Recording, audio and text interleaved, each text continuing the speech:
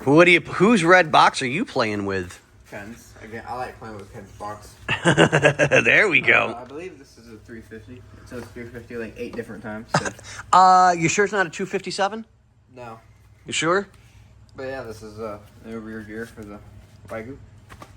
Again. Oh, yep, there we go. Ready? 3, 2, 1, go for it. Well, damn. That is pretty as yeah. That is really, really nice. I like that. Talk about a reinforced housing.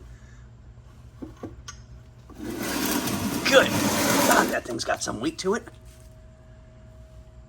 That is really, really nice. Ken, I don't know if you're aware, but your ass end is going to fly. Bump.